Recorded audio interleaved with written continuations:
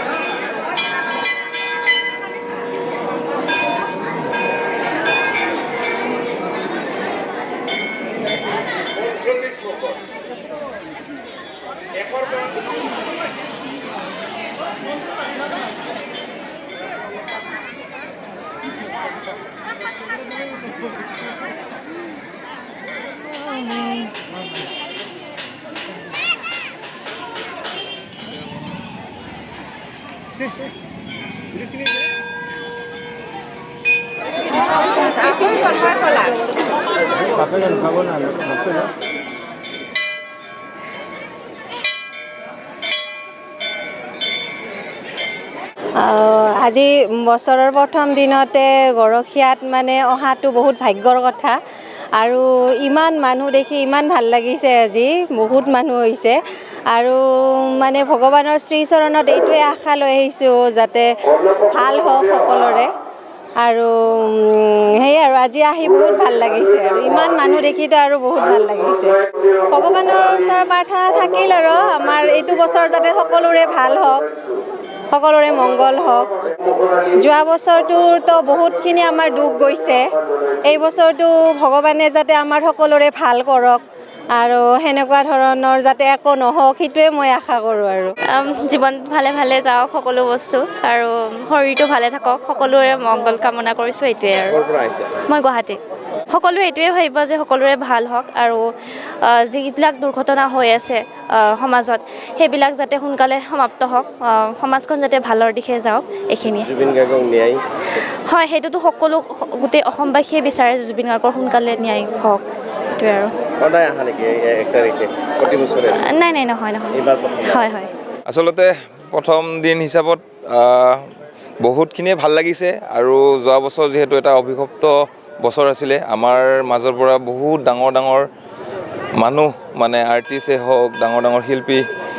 হেৰাই গৈছে তাৰ কাৰণে যোৱাটি বছৰ আমাৰ কাৰণে খুবেই দুখজনক আছিলে আৰু এই বছৰটি যাতে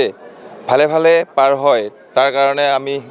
মোৰ লগত মোৰ পৰিয়ালো আহিছে মোৰ মা আহিছে ভণ্টি আহিছে তাৰপিছতে মোৰ ভাগিন আহিছে তাৰপিছতে মোৰ পত্নী আহিছে তো এনেকৈ আহিছোঁ যাতে ভগৱানৰ ওচৰত এটাই কামনা কৰোঁ যাতে অনাগত বছৰ মানে অনাগত দিনবিলাক সকলোৰে যাতে সুকলমে যাওক হিংসা হত্যা এইবিলাক নোহোৱা হওক ভগৱানৰ যাতে সকলোকে ভালে কুশলে ৰাখে আজি বহুত ভাল বছৰৰ প্ৰথমটো দিন বহুত ভাল লাগিছে যোৱা বছৰটো কিন্তু বহুত অপায় অমংগল গ'ল যোৱা বছৰ মই আহিব নোৱাৰিলোঁ আজি সেইকাৰণে আহিলোঁ আৰু হাউলিৰ পৰা আহিছোঁ আমি কি আশা কৰিছোঁ আশা মানে মনত বহুত আশা থাকে আৰু কি পূৰণ কৰে ভগৱানে ভগৱানৰহে কথা কি পূৰণ কৰে আশাকেইটা দেশৰ কাৰণে কি দেশৰ উন্নতি হ'লে ভাল লাগে অপায় অমংগল নহওক দেশৰ সেইটোৱে আৰু কথা 26ত নতুন চৰকাৰ হ'ব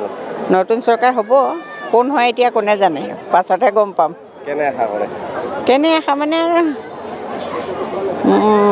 যিজন আছে তেওঁ হ'লেই ভাল গুৱাহাটী নাৰেংগীৰ পৰা আহিছোঁ মোৰ মাৰ ঘৰ ইয়াতে সৰুপেটা